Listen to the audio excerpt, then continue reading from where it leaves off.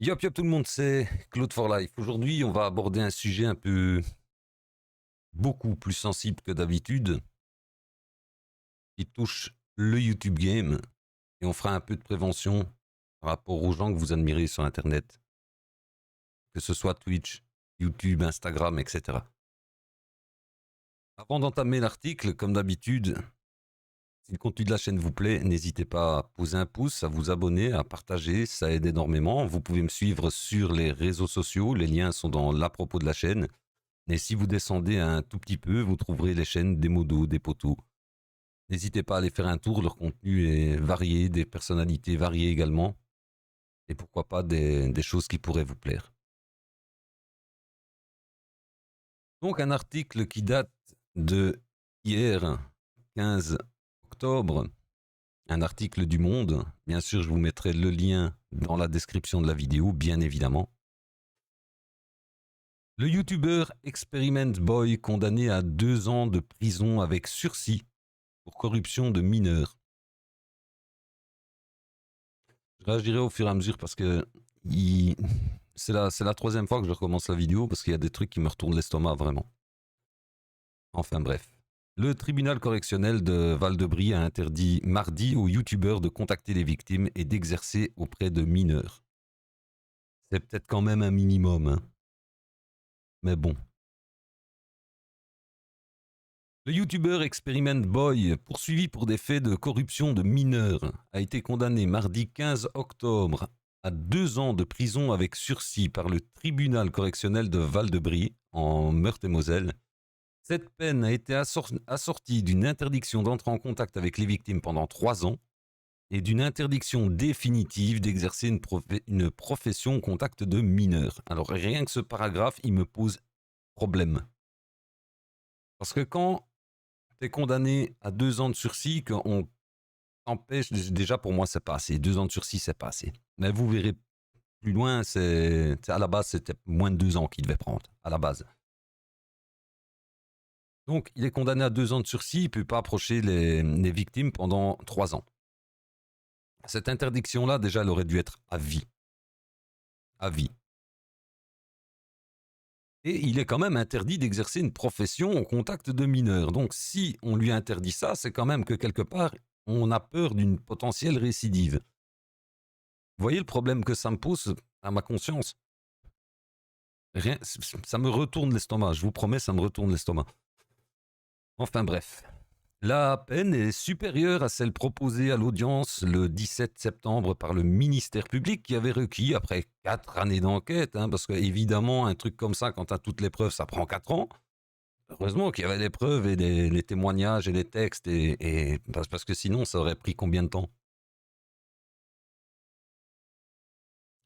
C'est une justice avec une jambe. Ou alors elle n'a pas de pied, je sais pas. Elle a peut-être un vélo avec des pneus crevés pour aller si lentement, on ne sait pas.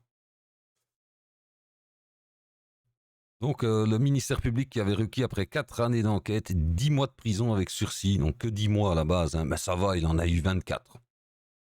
On l'a puni très très sévèrement. Mort de rire. Contre l'homme a plus de 1 million d'abonnés sur sa chaîne YouTube. Le youtubeur de son vrai nom, Baptiste Mortier-Dumont, désormais âgé de 30 ans, n'était pas présent à l'annonce du délibéré. Ah ben dis donc! Donc à l'annonce du délibéré mardi, ni à l'audience le mois dernier. Ah ben voilà, ah ben ça alors, c'est incroyable. Il a même pas pris la peine de se déplacer ce gars. C'est fou, c'est fou, c'est fou, c'est fou. C'est peut-être pour ça qu'il a été condamné à 2 ans de sursis plutôt qu'à 10 mois. Hein. Peut-être parce que le juge a dit, bah dis donc, il se déplace pas, ben on va le punir un peu plus. Quelle sévérité! Il s'est même pas déplacé à l'audience, lol. Lol. Donc il avait été renvoyé devant la juridiction de Val-de-Brie en septembre pour corruption de 6 mineurs, dont 2 avaient moins de 15 ans au moment des faits.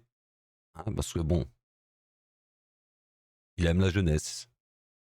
Hein, les enfants, c'est des jeunes enfants. Et trop jeunes enfants.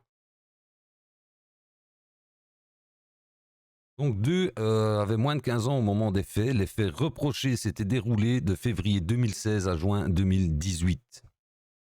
L'enquête avait été ouverte en juin 2020 par le parquet de Lyon. Elle avait ensuite été reprise par le parquet de Val-de-Brie, le prévenu ayant déménagé dans l'est de la France. À l'origine, un dossier de signalement collectif avait été envoyé au procureur de Lyon et 2 plaintes avaient été déposées pour des faits de corruption de mineurs. Ouais. 2 ans de sursis. Ah, ça va, il peut plus approcher les enfants, enfin il peut plus travailler avec des enfants. C'est pas qu'il peut plus les approcher, il peut plus travailler avec des enfants, en contact d'enfants. La justice est tellement sévère. Photo et swell et asticage simultané. Oui, parce qu'il y a des mots on ne peut pas les dire sur YouTube, hein, malheureusement. Donc l'un des plaignants, la partie civile dans le dossier, avait publié un témoignage sous le hashtag « Je suis une victime » en mars 2020 sur Twitter, depuis rebaptisé X. Alors j'ouvre une petite parenthèse. Faire des témoignages sur X, il y a la police pour ça. Ça doit se passer dans un tribunal. C'est vrai que la justice est longue et que peut-être le bruit que ça a fait sur les réseaux sociaux, ça a pu permettre un petit peu à la justice quand même de tendre la main et prendre le dossier. Mais c'est surtout dans un tribunal que tout ça se joue. Je referme la parenthèse. Il dénonçait le fait qu'un youtubeur assez connu l'avait abordé 3 ans auparavant sur Twitter. Il a utilisé sa notoriété pour m'utiliser comme un esclave échouel à distance. J'avais 13 ans, sans pouvoir consentir à une telle chose, et j'aurais aimé commencer ma vie échouelle. Autrement, avait-il poursuivi. 13 ans. 13 ans.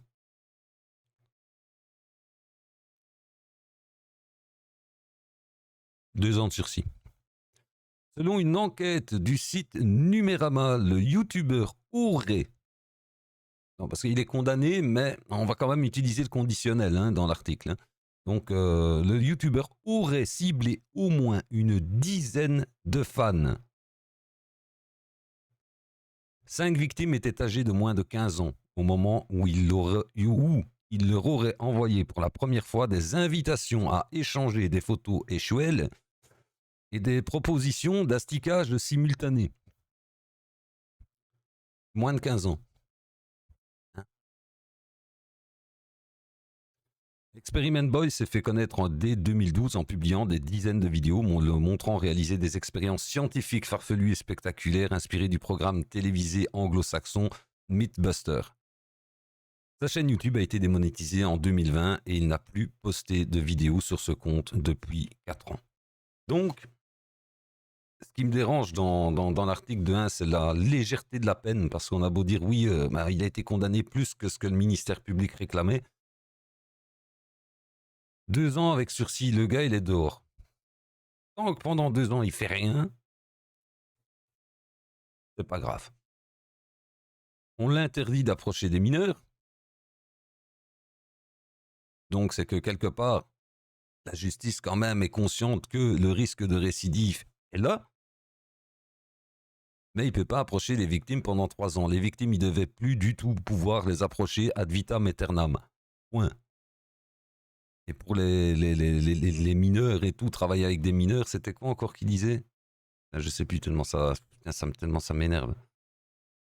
Voilà, une interdiction définitive d'exercer une profession au contact de mineurs. Ah, c'est pas grave, il peut aller pique-niquer devant une petite école, il n'y a pas de souci. Ça passe crème. 2 ans de sursis. Il aurait pris contact avec une dizaine de victimes, dont 5 avaient moins de 15 ans. La partie civile principale avait 13 ans au moment des faits. Que dire de plus? Ne faites jamais confiance à personne sur les réseaux sociaux. Vous avez beau apprécier un contenu, une façon d'animer un live, un stream, une émission ou un contenu un peu plus éducatif, peu importe, ces gens-là ne sont pas vos amis et vous n'êtes pas leurs amis. Faites attention à vous.